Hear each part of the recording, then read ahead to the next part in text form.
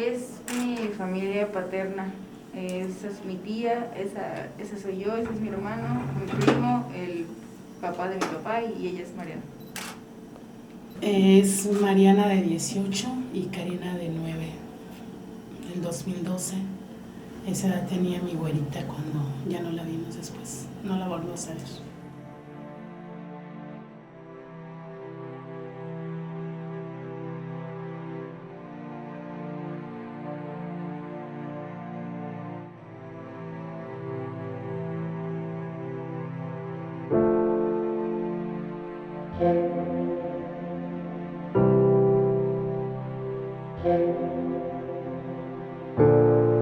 Pues es que es un grupo de desaparecidos. Yo perdí a mi tío, yo nunca lo conocí, no lo toqué, no lo vi.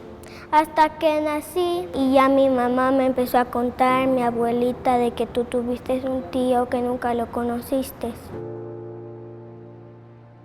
Tiene 2 hijas. En la fecha que él desaparece, la más pequeña tenía 6 meses y la otra niña 3 años.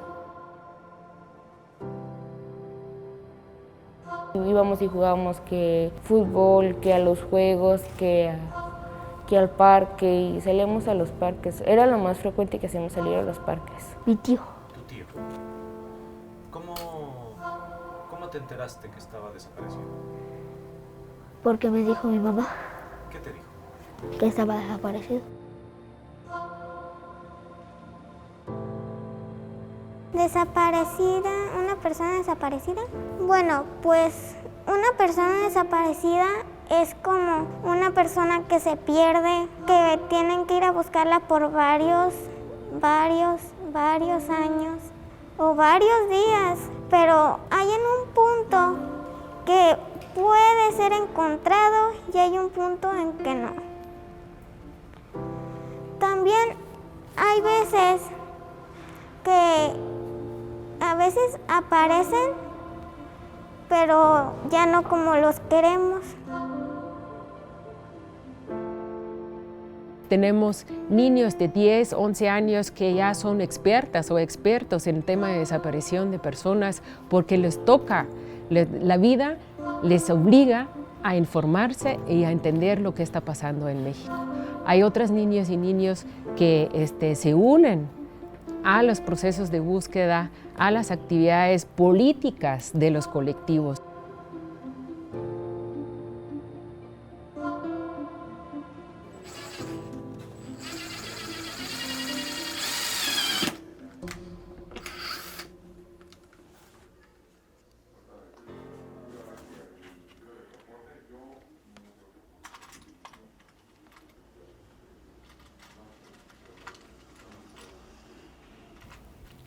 Sí, mi mamá está desaparecida. ¿Alguien más? Un hermano. ¿Hermano tuyo? Ajá. Bueno, es mi tío, pero mi tío y a la vez mi hermano.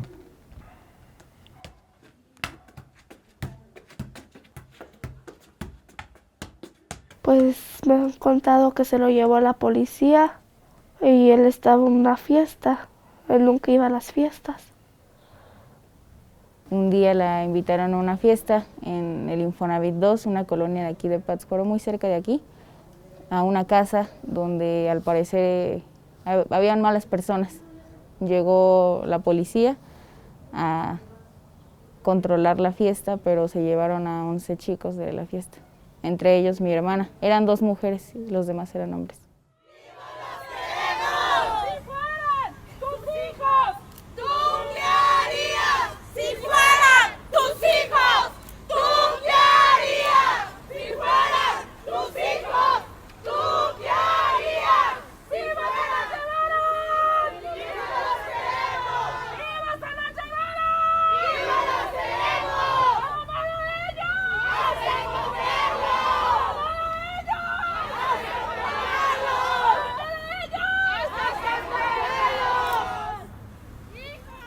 Este es mi tío. Mi tío se llama Cristian Orlando Pérez. Yo lo busco y grito para encontrarlo. Yo no iba, pero mi mamá trataba de buscarlo en los hospitales, en las cárceles, en la policía. O sea, mi mamá trataba de buscarlo, pero yo la verdad no iba. Mi mamá era la encargada de ir a esos lados. ¿Y en algún momento empezaron a repartir carteles, fichas de búsquedas? Sí, lo repartimos por donde se había desaparecido mi tío, en Facebook, por todas las redes sociales. Pues eso es lo que hicimos, buscarlo, pegar los carteles, subirlo a Facebook y ya. Fuimos hace un tiempo y fuimos a imprimir los informes de mi tío y una de esas fichas yo se la entregué al gobernador. Cuando fui a entregársela, estaban las mesas. Me paré y le dije, gobernador, ayúdeme a encontrar a mi tío. Me dijo, sí. Y eso quedó como una promesa. No sé qué haya hecho con la ficha.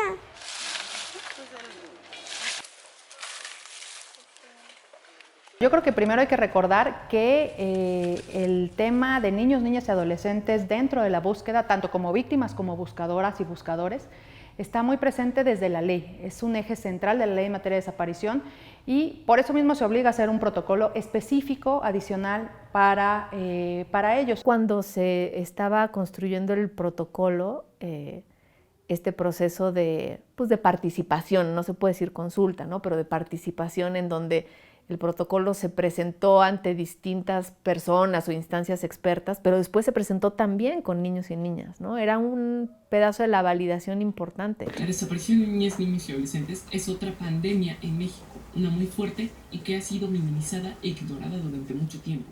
Junto con otras niñas, niños y adolescentes, leímos el protocolo adicional, que en ese momento era un proyecto, leímos su borrador y pues ingresamos a la sala a platicar con especialistas qué nos parecía, qué opinábamos nosotros. Se escuchó nuestra voz y pues se nos permitió alzarla sin perspectivas adultocentristas y pues ese es un gran logro. Muchas de nuestras sugerencias se vieron reflejadas en la versión final del protocolo.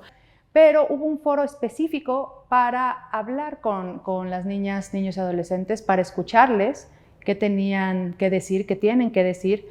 Insisto, en dos vertientes, en las niñas, niños y adolescentes como víctimas de diferentes formas de desaparición y de niñas, niños y adolescentes como familiares de personas desaparecidas y como titulares de derechos muy claros, principalmente el de participación en las búsquedas.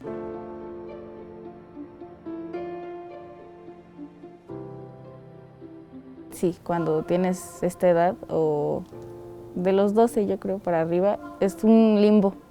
Estás en el limbo, no eres ni muy grande ni muy pequeño y todos piensan que a lo mejor tu opinión no cuenta, pero pues la edad a veces no importa.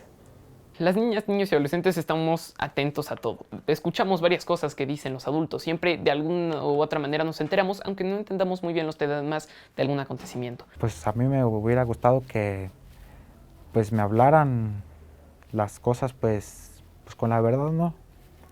Yo sé que pues a veces no entiende razones o no pues tiene la mentalidad para poder decir pues pasó esto y pues fue por algo, o que yo diga pues sí pasó pero pues va a pasar lo que tenga que pasar, ¿no? Yo sé que pues si yo busco igual por mi propia cuenta, pues yo sé que igual no voy a hacer nada. Me acuerdo que yo le dije a mi mamá, ¿y por qué no me habían dicho?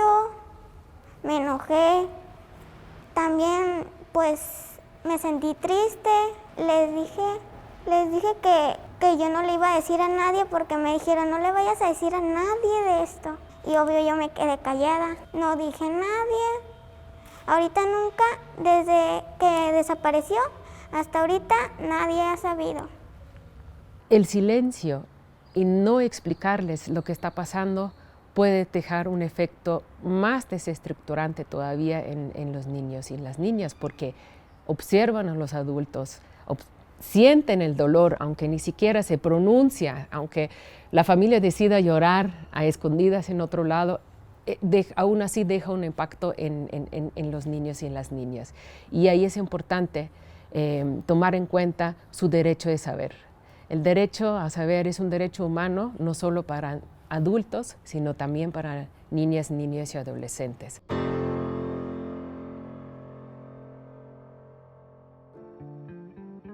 Un día la psicóloga me dijo, es necesario que les digan a las niñas, principalmente a la mayor, lo que está sucediendo, lo que sucedió. Y pues yo le comenté a mi nuera y me dice, es que yo no quiero que le afecte a la niña. Y posponía las cosas. Y ese dolor no tiene nombre, porque no lo tiene. Entonces, dice uno, ¿qué haces? ¿Qué haces? Le dices la verdad a los niños y les explicas hay gente mala que se lleva a las personas, o los cubres en una burbuja y cuando les llegue la dura realidad, ¿qué va a pasar? Si nosotros como adultos estamos confundidos, los niños más. Ella, pues a raíz de que se enteró que su papi estaba desaparecido, pues como que le tomó más sentido a las marchas. Ella pues va a las marchas cuando hay alguna reunión del colectivo o algún taller en donde pues pueden participar los niños, o sea, ella ahí está conmigo. Por ejemplo, ahora con lo de la pandemia que no pudimos marchar el año pasado, le hicieron una sesión fotográfica donde ella aparece ahí con la foto de su papi y, o sea, buscándolo y pues participa en todo lo que se puede de acuerdo a su edad. Siempre ha sido el mundo adulto, digamos, ¿no? El que reclama a los desaparecidos. Y pocas veces ha habido la posibilidad de voz, de dar herramientas y de hacer escucha de niños y niñas que también buscan. Y creo que eso puede ser también positivo. Nos golpea en la cara la falta de comunicación que tenemos desde el mundo adultocéntrico hacia ellas y ellos, ¿no? Creo que eso es muy visible y más si estamos hablando del sistema de justicia, ¿no? Y el sistema de búsqueda es algo relativamente nuevo por la crisis que tiene en el país. Sé que mi madre, si yo desapareciera, toco madera, estaría ahí, buscándome y no se rendiría nunca. Este es el ejemplo del valor de los padres y madres que luchan, incluso de los hijos que buscan a sus padres. Yo creo que es necesario, no es bueno ni tenemos que hacerlo, sino es necesario que para combatir el problema de la desaparición, las niñas, niños y adolescentes nos involucremos, no solo en estar prevenidos, sino también en hablar este tema cotidianamente con los demás y estar conscientes de esto. Hacer más marchas, ir a más reuniones, ir a más cosas para que mi tío podamos saber dónde está. Eso es lo que yo haría. El estudiar trabajo social creo que me va a ayudar a apoyar a personas porque cuando fue lo de mi hermana, creo que nunca hubo nadie que apoyara a mi mamá en ese aspecto. Y no solamente emocional, sino en todos los aspectos. Yo me acuerdo desde muy chiquita de haber acompañado a mi madre y a mi abuela a las manifestaciones que hacían afuera de Catedral o enfrente de Palacio, etc. Recuerdo ver estas largas mantas, que para mí eran inmensas, por supuesto, porque yo era muy chiquita, en donde estaban todos los rostros de los desaparecidos y ahí siempre estaba mi papá, ¿no? Y me acuerdo que incluso cuando la ponían me gustaba como acercarme a su foto, ¿no? O que me tocara en ese lugar, entre quienes la estaban deteniendo, que me tocara estar detrás, etc. Las desapariciones en México son un continuum, no es algo que surge hoy día de repente, ni ayer, ni hace 10 años, ¿no? Se escucha muchas veces a partir de de la declaratoria de la guerra contra el narcotráfico en el 2007 para adelante, aumentaron o surgieron las desapariciones de personas. No es así. En México hubo desapariciones a lo largo de la historia, en un momento histórico importante que la llamada Guerra Sucia. La desaparición forzada de personas fue parte de la política contrainsurgente en México. Y esto nos arroja otros contextos y la necesidad de abordar estos tipos de desapariciones de otra manera, porque aquí tenemos buscadores de generaciones, de primera generación, de segunda generación, incluso de tercera generación. Las desapariciones en el marco de la Guerra Sucia tienen una explicación histórica que ayuda un poco más de entender las desapariciones de personas. Que esa herencia de impunidad es lo que dejó un caldo de cultivo perfectamente establecido para que las redes de la criminalidad organizada supieran que este era el terreno en donde se podía hacer todo. Mezclado por un montón de cosas, ¿no? La vecindad con el vecino del norte, la proliferación de armas, drogas, etcétera. O sea, creo que todas las nuevas, entre comillas, desapariciones responden a un escenario, por un lado, de impunidad y por otro lado, de no conciencia y hasta desmemoria social. Poco a poco me fui acercando más al activismo. Empecé a hablar con mis conocidos, con mis familiares acerca del problema, incluso con mis amigos. Me impactaba mucho que las personas no sabían del tema y muchos decían que los desaparecidos se lo merecían porque no tenían conocimientos del tema y aplicaban la revictimización, que es decir, que la víctima tuvo la culpa. Pues sí, fue pues un cambio pues muy, digamos, como tener que madurar más rápido, o bueno, así fue para mí, porque pues yo me llevaba muy bien con él, pues de hecho era como mi papá, y pues con el tiempo pues tuve que ir entendiendo las cosas, ¿no? Les tomaría trabajo poder entender, debería de pasar tiempo para que ellos empiecen como a saber, como acostumbrarse a eso. Debería de pasar tiempo para irse acostumbrando a ese proceso. Creo que cambió en que me hice un poco más independiente. Ya estaba sola. Mi hermano se fue de la casa, entonces yo siempre estaba con mi hermana. Entonces ya cuando ella no estaba, pues mi mamá trabajaba y mi papá también, entonces pues yo estaba más sola. ¿Quiénes son los niños y las niñas buscadores en México? Son niños normales, niñas normales que van a la escuela, de familias normales, que de repente les toca vivir una situación extraordinaria. Una situación para la cual nadie en nuestra sociedad está preparado o preparada.